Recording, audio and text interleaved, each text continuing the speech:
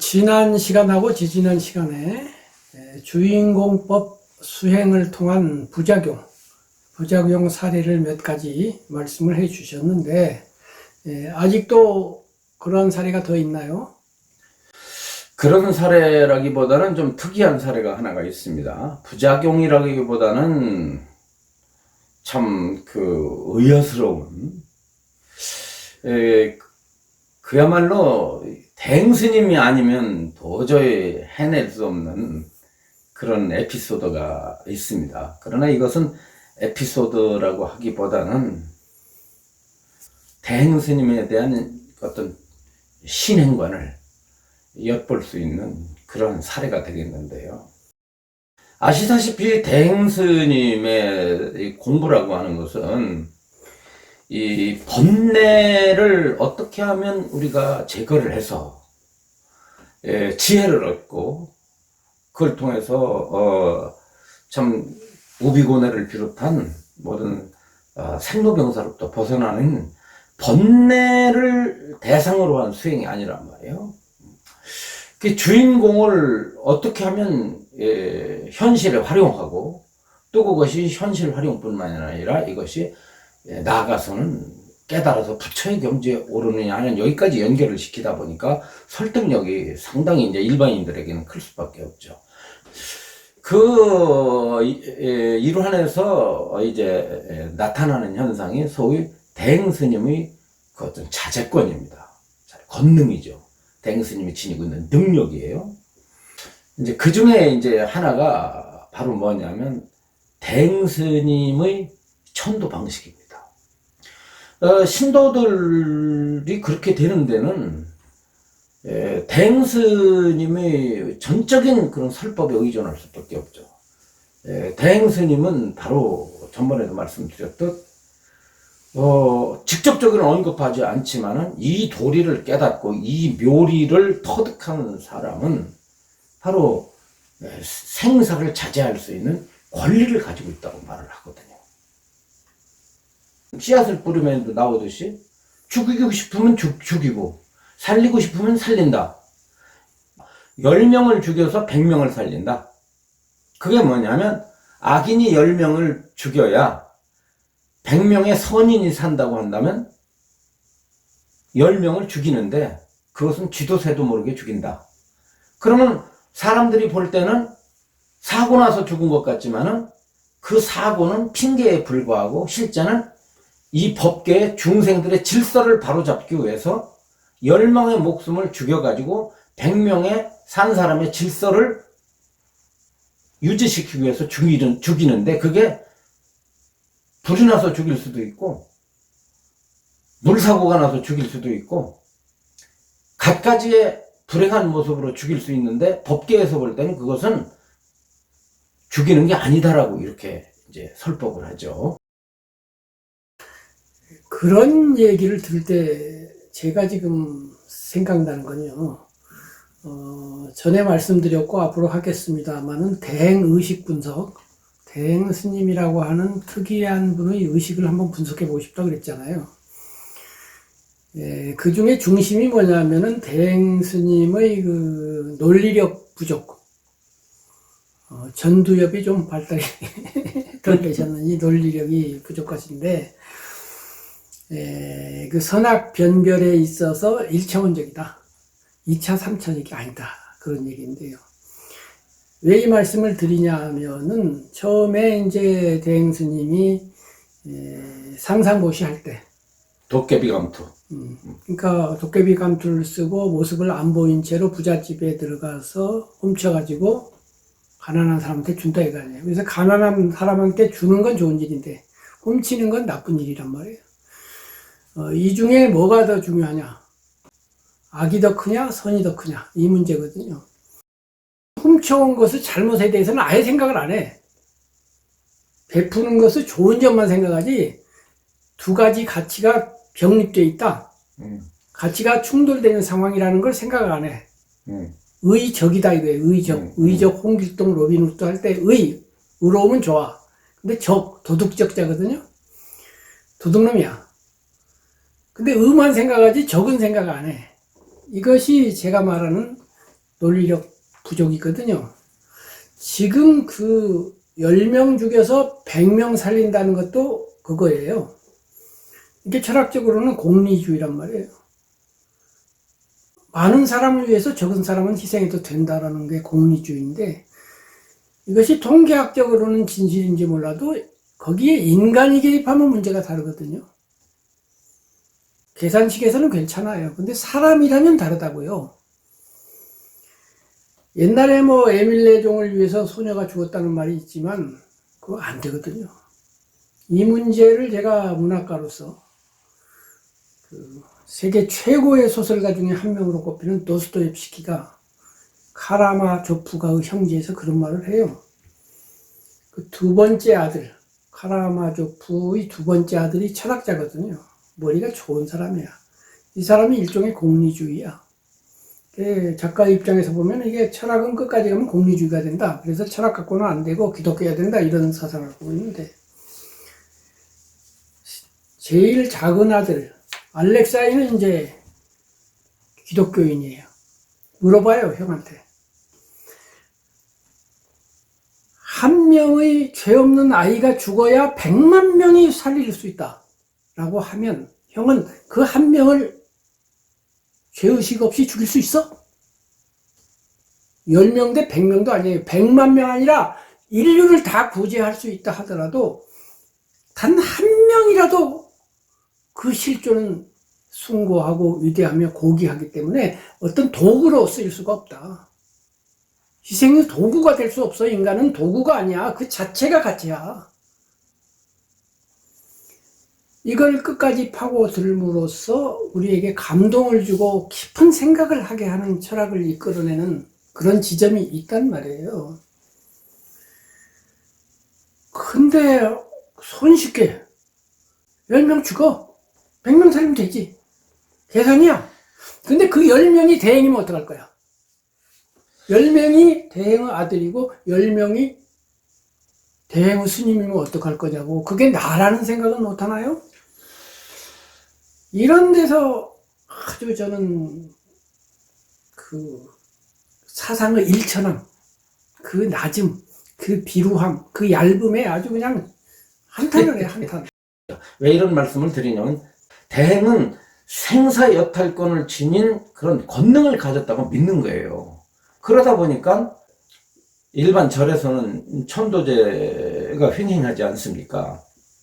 한마음선언도 마찬가지인데, 사람들은 부모가 죽거나 이제 자기들의 가족이 죽으면 한마음선언에서 천도제를 하게 되고, 그 천도할 수 있는 그런 능력을 어떤 부처님의 설법을 통하기보다는 대행스님에게 의존한단 말이에요.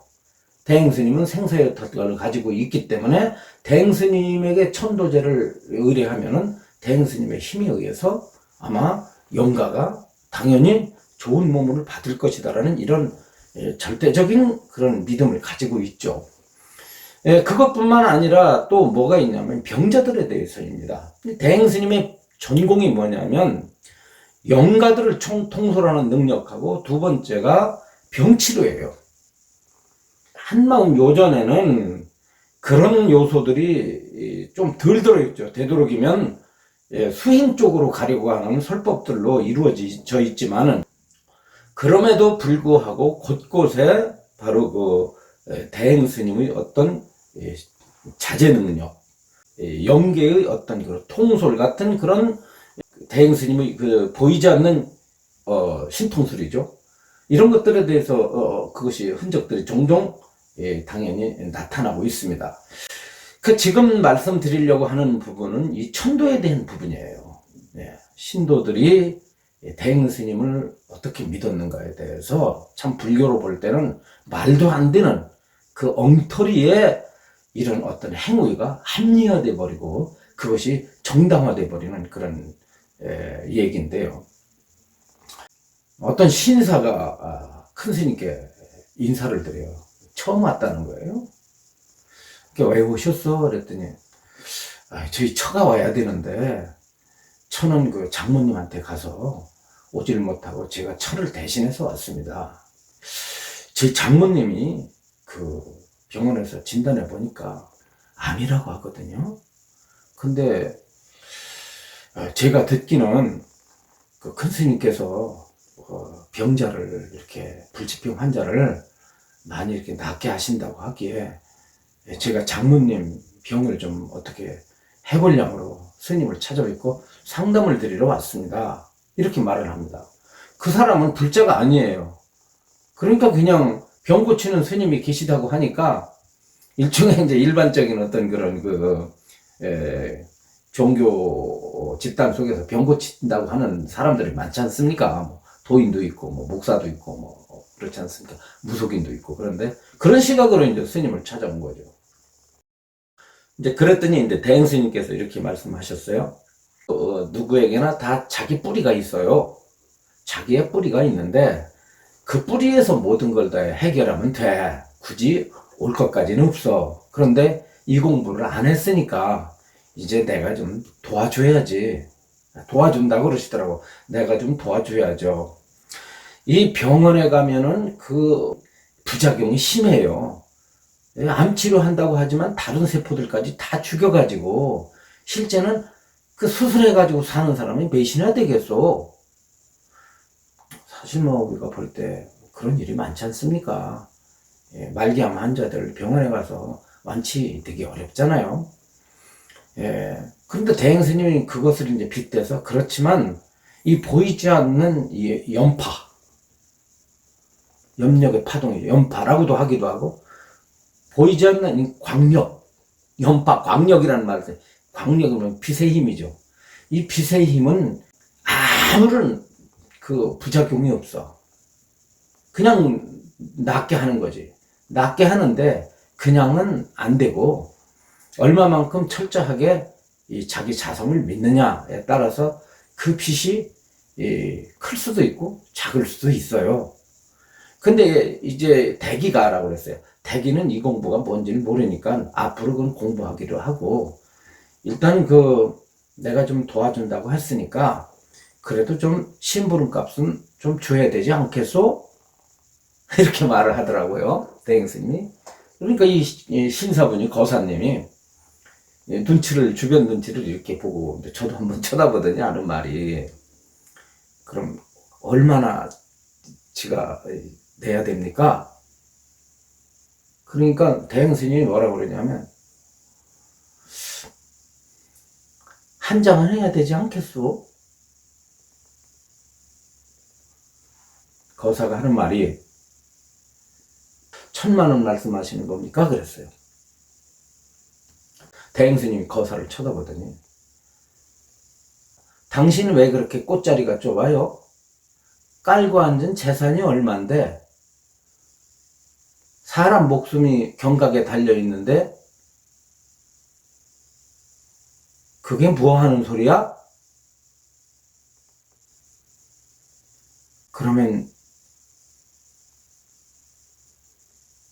그러니까 한 장이라고 했으면 알아들으시잖아요. 그러더니 두 말 안 하고 누굴 불렀겠어요? 주제 회원을 불렀죠. 이 거사님한테 자기 주인공 믿는 법 가르쳐 드려라. 그랬습니다.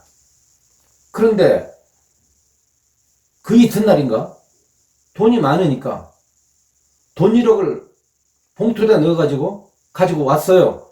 돈은 제가 확인하지 않지만 그 거사가 대행 스님께 봉투를 내놓는 걸로 봐서 1억이었겠죠.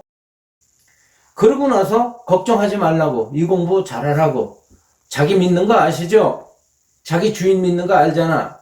이 육을 끌고 가는 놈, 이 육을 끌고 가는 거사님 마음속에 육을 끌고 가는 놈이 있고 그 장모에게도 육을 끌고 가는 그 주인이 있어. 그 주인은 둘이 아니야.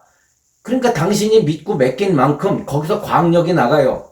거기에 나도 포함돼 있어. 삼세 제불도 포함돼 있고 약사열에도 거기 있고. 예, 알겠습니다 하고 갔어요. 갔는데 한 열흘 지났을까? 그 거사가 다시 돌아와가지고 얼굴 표정이 안 좋죠. 와서 절을 합니다. 대행스님이 누구지? 사람을 많이 접견하니까 누군지 잘 모르실 거 아니에요. 회원 스님이 큰 스님 얼마 전에 장모님 암이 걸려서 돌아가시게 됐다고 오니까 아 그러네요. 그러시네. 그 어떻게 됐어? 물으니까 돌아가셨습니다. 우리 같으면 미안할 거 아닙니까? 왜냐? 나을 줄 알고서 보시를 했거든. 근데 죽었어. 그러면 얼굴색이 변하는 게 사람이에요. 미안한 게 사람이고. 얼마나 당당하신지. 그게 사람들은 법력이라고 생각을 하죠. 그게 대행의 뻔뻔함인지, 대행의 자신감인지. 이게 말이죠. 사이비들의 특징이 있어요. 무소리입니다. 오류가 없다고 착각하죠. 그리고 오류가 됐다 할지라도 절대 오류라고 말 안 합니다. 그게 곧 법이다라고 말해요. 그런데 사람들은 그걸 좋아해요. 잘못했음에도 불구하고 독재자들하고 똑같죠. 죽을 때까지 참여 안 하잖아요. 네? 전두환 대통령 같은 경우 참여 안 하고 갔어요. 그건 참여 안 한 건 뭐냐면 나는 죄가 없다고 확신했기 때문입니다. 모든 국민이 다 죄인이라고 해도 자기는 아닌 거예요. 마찬가지로 보통 사람은 좀 미안해야 될 일을 미안한 생각이 안 들고 상식적이지 않은 일을 지극히 상식적이라고 생각을 하는 것이 이것이 바로 사이비 교조들의 특징인데 대항은 그것을 담고 있죠. 돌아가셨습니다. 그랬더니 뭐라고 했냐면 그랬어요. 반문을 합니다. 그래서요. 아, 그랬어요. 그래서요. 황당하겠죠. 거사가 황당하죠. 큰 스님께서 장모님을 놔준다고 하셨지 않습니까? 이거 봐요. 내가 언제 놔준다고 했어요. 그리고요. 사람들을 쳐다보면서 답답한 게 뭐냐면 사람들은 왜 이렇게 보이는 세계만 할까? 그러더니 거사보고 하는 말이에요. 그 농마 같은 몸뚱아리를 가지고 살아야 얼마나 살겠어? 병이 걸려가지고 이리 찢고 저리 찢고 이리 꼬매고 저리 꼬맨 그 고깃덩어리 가지고 얼마나 더 살겠냐고. 그래서 몸을 갖다가 새 옷을 갖다가 갈아입혀. 헌 옷을 버리고 새 옷 갈아입히는 도리를 몰라. 그러면 하는 말이 뭐라고 그러면 이렇게 말을 해. 예. 주지 회원 스님을 가리키면서. 먼저 번에 이 거사님 한 보시금이 있지. 예, 큰 스님. 그거 내가 쓰지 말고 두라고 그랬지. 예. 그 봉투 그대로 갖다가 가지고 오느라. 예, 큰 스님. 바깥으로 회원 스님 나갔다가 잠시 후에 봉투를 가지고 나와요. 딱 나오니까 대행 스님께 갖다 드리니까 대행 스님이 거사님한테 던집니다. 가져가세요. 나는 먹어봤자 밥 한 공기야. 중이 뭘 이걸 가지고 뭐 하겠어? 만중생 중생 껍데기 벗게 하려고 내가 일하는데 이게 아까우면 도로 가져가.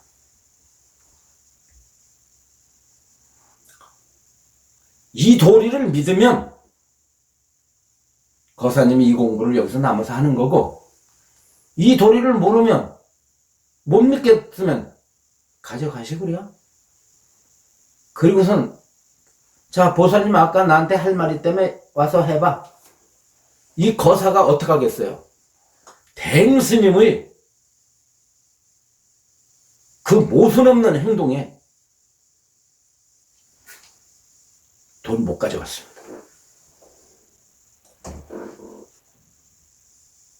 돈 못 가져왔어요. 그것에 일반 신도들은 어떻게 생각하겠어요? 대행스님은 엄청난 분이다. 보통 사람으로서는 할 수 없는 언어이며 태도고 행동이거든요. 나는 개인적으로 이것은 대행의 타고난 사이비 교조 업식이다. 불교 교리로 볼 때 어떤 개인의 능력에 의해서 천도가 됩니까? 항아리경이라는 경에 김 선생님도 기억하시겠지만 한 젊은이가 자기 아버지가 돌아가시니까 부처님을 찾아와서 우리 아버지는 생전에 죄를 많이 져서 돌아가셨기 때문에 제가 공양을 올리니 저 천국에 태어나게 해달라고 그랬죠. 그랬더니 부처님께서 옆에 있는 안한 존재에게 항아리 2개를 구해오너라 하신 다음에 한 항아리 속에는 돌멩이를 자갈을 잔뜩 집어넣고 한 항아리 속에는 기름을 잔뜩 채우게 했죠. 그런 다음에 부처님하고 안한 존재하고 젊은이를 데리고 강가에 가가지고 뭘 했습니까? 돌이 든 항아리를 갖다가 강물에 띄우시더니 큰 막대기를 가지고 항아리를 박살을 냈습니다. 그랬더니 항아리 속에 있던 돌들이 다 가라앉았지 않습니까? 그때 부처님이 지금부터 배를 타고 이 호수를 돌면서 돌아 떠올라라 돌아 떠올라라 우리가 주문을 외워보자. 그럼 돌이 떠오를 수 있겠는가? 아버지 천도시키려고 했던 젊은이가 그럴 수가 없습니다. 왜 그럴 수 없느냐? 물보다 돌은 무겁기 때문에 그 성품이 무겁기 때문에 아무리 우리가 주문을 외운다 할지라도 떠오를 수 없습니다.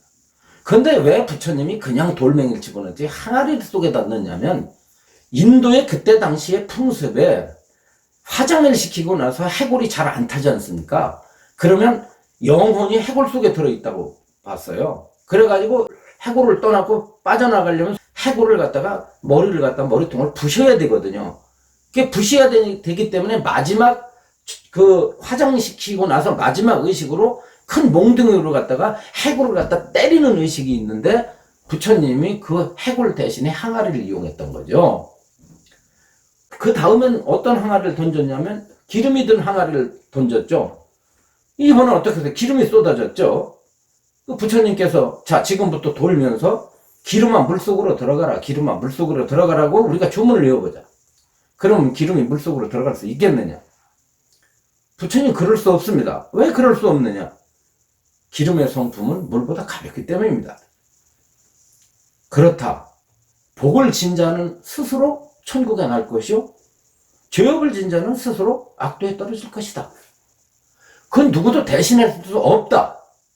이렇게 말씀하셨어요. 그렇다면 오늘날 천도제는 뭐냐라고 할 때 이 의미는 석가모니 부처님의 그 항아리경에 나오는 것과 같으냐 다르냐? 같습니다. 사실은. 대행이 수행한 한 개인의 힘에 의해서 살았던 그 영혼이 죽고 나서 혜택을 받아서 내세가 달라질 거라고 하는 이런 착각을 대행이 했고 그것을 이용했던 거죠.